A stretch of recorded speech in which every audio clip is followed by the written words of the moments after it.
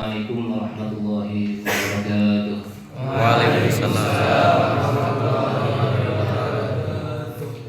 Innal hamdalillah nahmaduhu wa nasta'inuhu wa nastaghfiruhu wa nu'minu bihi wa natawakkalu alayhi wa na'udzu billahi min shururi anfusina wa min sayyiati a'malina.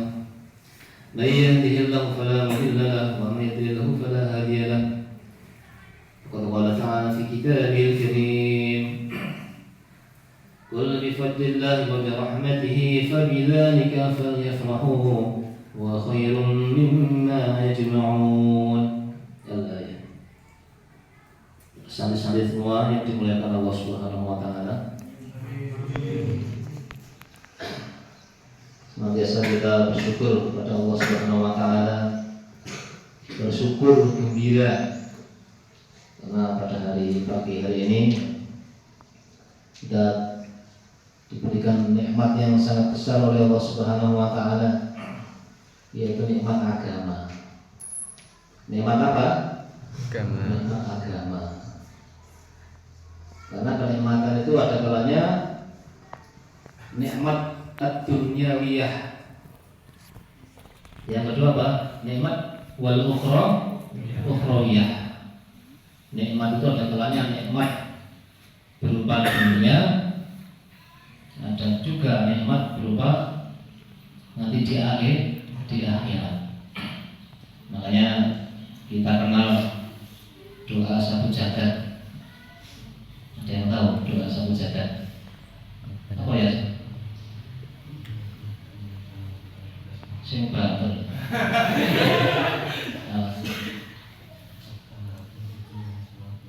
Rabbana atina fid dunya hasanah wa fil akhirati hasanah wa qina adzabannar.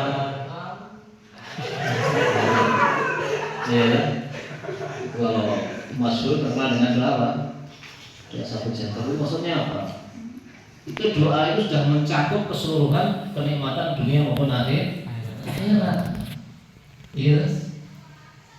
Siapa yang tidak ingin dunianya hasanah, maknanya dunia baik, akhiratnya juga baik, dunianya selamat, itu akhiratnya juga selamat. Karena ada cerita orang tuh menderita di dunia, tetapi bahagia di akhirat. Ini golongan yang pertama. Itu ada 4 kan? Pertama dia dunianya sengsara, tapi akhirat bahagia itu ada. Tapi sebaliknya ada yang di dunianya bahagia, tapi akhiratnya celaka. Ada enggak? Banyak. Ada yang dunianya sengsara, akhirat bahagia. Ini sebaliknya, akhiratnya dunianya itu bahagia, akhiratnya sengsara. Itu ada. Yang ketiga, Masya Allah, itu dunianya bahagia, akhirat bahagia. Semoga termasuk kita. Yang pertama tadi kan di dunia sengsara, akhirat bahagia. Itu lumayan luar biasa, bukan cuma lumayan. Ini dunianya bahagia tapi akhiratnya sengsara. Celaka nggak itu? Celaka, tapi masih ada lumayannya, dunianya masih ada bahagianya. Iya toh? Tapi yang nomor 3 itu luar biasa. Di dunia bahagia, di akhirat bahagia. Semoga termasuk kita. Amin. Amin Allahumma. Amin. Pokoknya yang paling lemes itu nomor 4. Itu di dunianya sengsara, di akhirat masuk neraka. Loh, dunianya sudah sengsara, akhiratnya malah tambah nemen. La ilaha illallah. Pilih yang mana? Nomor 1, 2, 3, 4, atau 5? Nggak ada 5 ya. Nomor 3. Itu sesuai usaha kamu. Kalau memang kamu tuh usahanya ngajinya sungguh-sungguh, sholat nggak pernah terlambat, gitu, ngajinya tertib, jarang izin pulang, itu nomor 3. Insyaallah. Lha kowe pengen nomor 3 kok karo rampungan mulai ya. Semate ning mulai.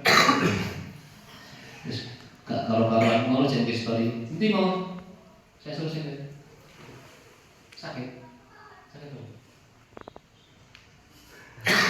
Kalau ini Mas. Harus suci wajib. Nah, sini yang saya ke sana.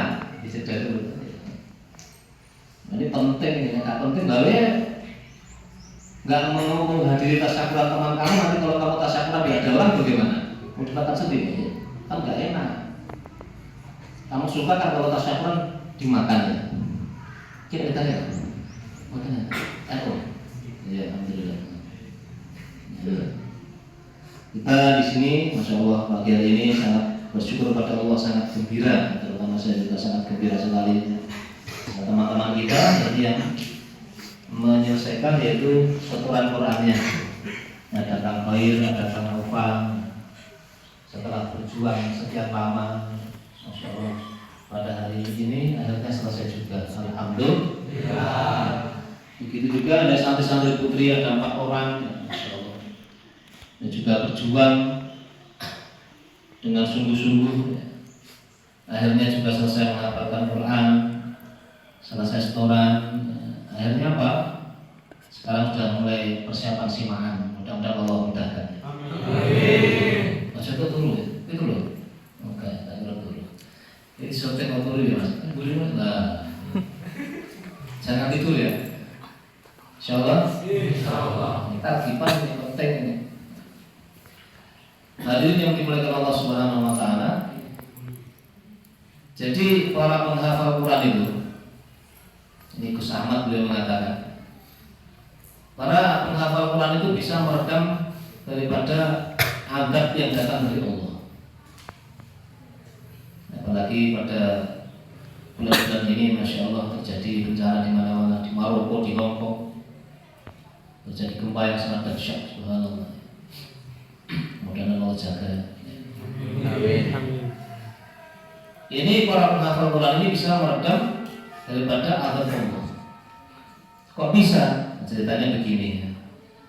Di kesama beliau sampaikan dulu tuh di Al-Quran itu diceritakan ya, di Al-Quran diceritakan kisah di antara Nabi Musa melawan siapa? Fir'aun. Nah, Fir'aun ini mengalami kejayaan, mengalami kesuksesan di dunianya. Ini Fir'aun ini sangat kaya raya, seorang raja, bahkan mengaku sebagai apa? Tuhan. Ana rabbukumul a'la. Ini kok mengaku jadi Tuhan itu sangat nakal sekali itu. Orang-orang aku jadi Ustaz saya itu kadang-kadang nggak berani kan, gitu. Aku jadi kiai. Orang nggak pernah ngaji, tapi tahu-tahu dipanggil Ustaz. Itu bisa-bisa badannya merinding gitu. Assalamualaikum Pak Ustaz, mau printing gitu. Karena bukan profesinya. Tahu-tahu ini ada santri gitu. Bajunya putih namanya. Bajunya putih siapa? Adam namanya. Tahu-tahu ketika pulang, Assalamualaikum Pak Haji. Amin. Itu kamu itu gimana Pak? Kamu ngecek itu nggak usah begitu. Itu diaminin aja. Nggak usah, amin, saya belum haji Pak, jangan. Ya, tapi kan rasanya bagaimana? Kenapa? Karena dia belum pernah haji. Dia bukan ustaz dipanggil ustaz. Dia belum haji dipanggil haji. Subhanallah. Nah, maka ini apa namanya? Cerita yang akan kita sampaikan ini adalah cerita antara siapa tadi? Musa. Nabi Musa melawan Fir'aun. Fir'aun bukan mengaku sebagai nabi, tetapi mengaku sebagai Tuhan. Itu nakal. Saking nakalnya, saking belingnya Fir'aun ini sampai iblis saja sowan dari apa? Sowan kepada dia. Fir'aun. Iblis itu kan paling beling-belingnya makhluk namanya iblis. Iblis itu masuk pimpinannya para setan, demit, jin, gendruwo, kuntilanak, pocong. Wah Tuhan. Ya. Sing bangsa ngomong kuwi lah. Pimpinannya jenenge iblis. Jadi ngaku sebagai Tuhan. Dia sembah kepada Fir'aun. Insyaallah. Oh, ada masyaallah atau tidak? Masya Allah Fir'aun. Ya gak apa Fir'aun ini mengaku jadi Tuhan. Dan yang datang iblis ini kan julukannya dulu Azazil. Ahli sujud.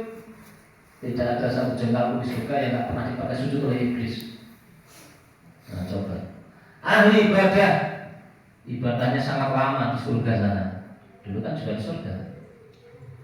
Karena dia punya sifat sombong, membangkang perintah Allah, akhirnya dikeluarkan dari surga, dilaknat Allah. Loh, akibatnya orang ini tidak mau bersujud kepada manusia karena perintah Allah. Dia menolak. Bagaimana kalau ada orang dia ini menolak sujud pada Allah? La ilaha illallah. Bahaya Pak? Gak bahaya Pak? Bahaya. Lah iya, ini loh Allah perintahkan. Usjudu li Adam. Kamu sujud kepada Nabi Adam. Kalian semua harus sujud. Fasajadu. Semua sujud illa iblis, kecuali iblisnya tidak mau. Aba wastakbar wa kana minal kafirin. Dia menolak sujud pada manusia karena perintah Allah saja. Masya Allah, dilaknat Allah, dikeluarkan dari surga, bahkan nanti akan masuk neraka kekal di dalamnya. Ini nggak ada orang yang menolak sujud pada Allah, kira-kira bagaimana? Bahaya. Bahaya. Ada santri, dia di masjid, sholat di masjid, Allahu Akbar, itikaf. Tahu-tahu dia pergi meninggalkan masjid. Karena biasanya di dalam hadis itu mafhum hadis katakan, jadi kalau ada azan dikumandangkan, maka setan-setan akan lari sejauh sampai 12 mil. Jadi memang kalau azan berkumandang itu setan lari. Gitu. Ayo salam, ayo salam.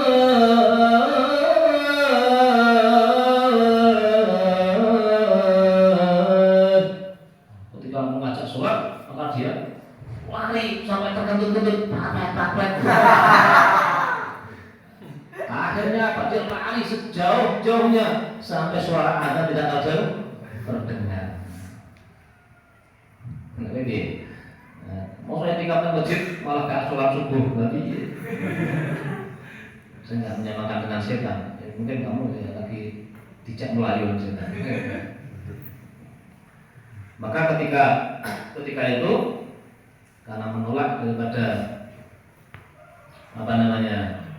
sujud kepada Adam, akhirnya apa? Akhirnya dilaknat Allah SWT. Tetapi sempat mengalami kejayaan itu Fir'aun itu. Subhanallah. Bertahun-tahun diceritakan sampai 400 tahun itu yang namanya Fir'aun itu, Fir'aun laknatullah alaihi itu saking sehatnya itu dikatakan ini nggak pernah kencing, nggak pernah berak kurang lebih selama 400 tahun. Ini juga nggak pernah masuk angin, nggak pernah sakit, sehat terus 400 tahun. Akhirnya mengaku jadi Tuhan. Tapi ketika kelahiran Nabi Musa misal, Nabi Musa lahir langsung bisa dasi ngeluh gitu, tukok di bedre, mencret, tukok newo, diabetes, gitu. Terus kupres waktu pilek dasi ngeluh gitu. Ketika baru lahirnya saja, subhanallah. Tapi waktu itu masih mengalami kejayaan apa? Setelah dicek ketika Nabi Musa dewasa, ini ada apa ini? Ini kok nggak bisa dikalahkan, nggak bisa dihancurkan, ada apa ini? Di kerajaan Firaun ada apanya? Karena Nabi Musa datang, jadi ketika di gerbang rumahnya Firaun itu ada tulisan apa itu? Bismillah. Bismillahirrahmanirrahim. Itu di gerbangnya Firaun itu di atas ya, ada lafaznya Quran itu. Bismillahirrahmanirrahim. Subhanallah. Oh ini loh. Oh ini.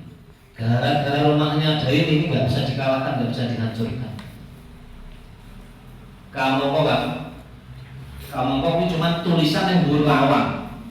Itu cuma tulisan di atas pintu, cuma ukiran di atas pintu. Itu aja masih dijaga oleh Allah Subhanahu wa Ta'ala.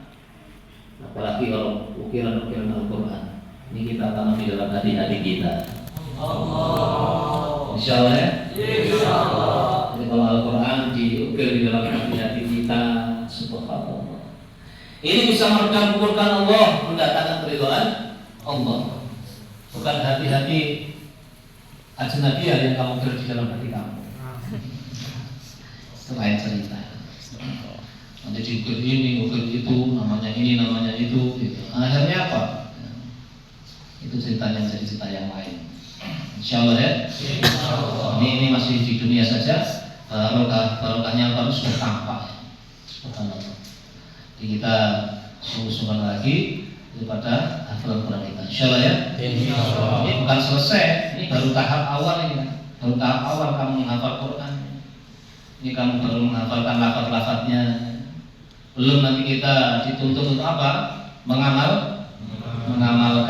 Setelah kita menghafal, mengamalkan untuk diri sendiri, terus kita sampaikan kepada yang lain. Jangan kamu kira mondok itu cuma sekedar hafalan Quran, mempelajari diniyah saja, itu tidak. Jadi bagaimana kita perjuangan Al-Quran ini di rumah-rumah kita, di manapun tempat kita perjuangan Al-Quran. Insyaallah ya. Insyaallah. Sampai dikirim ke gunung, di gunung hidup suasana Al-Quran. Ada santri dikirim ke tengah laut, di tengah laut ada suasana hidup menghafalkan belajar Al-Quran. Ada santri dikirim keluar apa? Luar angkasa. Ya luar negeri ya. Maka di luar negeri hidup suasana Al-Quran. Insyaallah. Insyaallah begitu. Jadi begitu, seperti itu targetnya. Pokok saya kok dikirim kemana saja harus hidup suasana Quran.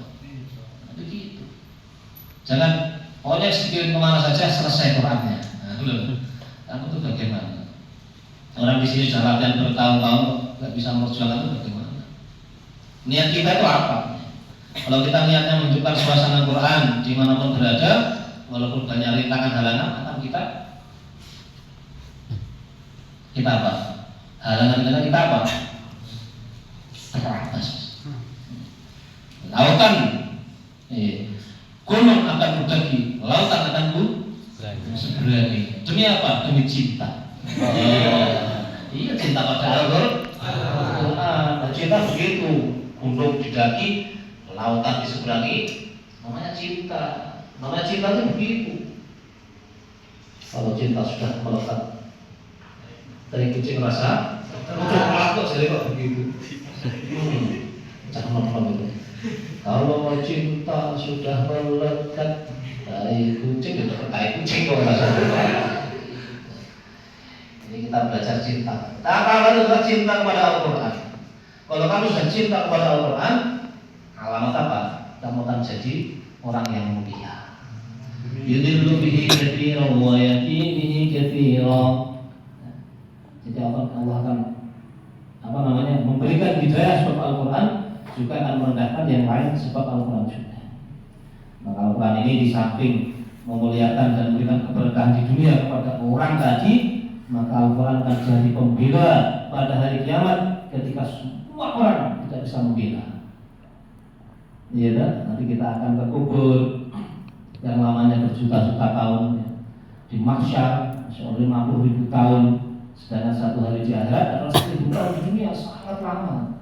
Kita tuh akan mengadakan perjalanan sangat-sangat lama, 50.000 tahun untuk mahsyar. Padahal fiyamika midaluhu al-fasanatin mimma ta'udun ya. Jadi satu hari di akhirat adalah 1.000 tahun di dunia, sangat lama. Itu kalau dimeniti umur kita yang 60-70 tahun itu kalau dibandingkan dengan di akhirat selama-lamanya, kurang lebih kita ini kalau umurnya 60 tahun 70 tahun itu cuma 1 menit setengah. 1 menit setengah. Jadi raja, jadi presiden 1 menit setengah, itu pun masih dipotong 1,5 menit. Kan jadi presiden berapa tahun? Kan 5 tahun. Berarti cuma beberapa menit. Alhamdulillah saya jadi raja berapa? Berapa ya? Alhamdulillah ada sekitar mungkin beberapa detik. Iya, 1,5 menit itu berapa detik? 1 menit berapa detik? Ya, 60. Berarti kan 90 detik ke 1,5. Jadi kalau jadi presiden 5 tahun berarti berapa itu? 60 bagi 5 itu. Seperberapa? Enggak, saya jadi presiden 20 detik. Ya, saya jadi artis 5 detik. Ya apa itu? Enggak lama. Nah, kita berdoa kepada Allah SWT, mudah-mudahan saudara kita, ada Kang Khoir, ada Kang Alfa, mudah-mudahan dibarakah Allah SWT, diberi taufik untuk bisa memperjuangkan Quran, berkah kepada keluarganya, terutama kepada kedua orang tuanya, kepada masyarakatnya, dan berkah untuk umat Islam seluruh alam. Amin Allahumma. Insyaallah kita aja ini kita cepat nanti. Ya, tasyakuran ya, boleh dibagi dulu. Ya. Bagi silakan. Ayo, langsung itu ya, yang jangan yang gede. Ayo, yang gede-gede tadi bagi. Yang punya putri di bawah sana. Kita tasyakuran. Tujuan Quran itu satu bawah sana.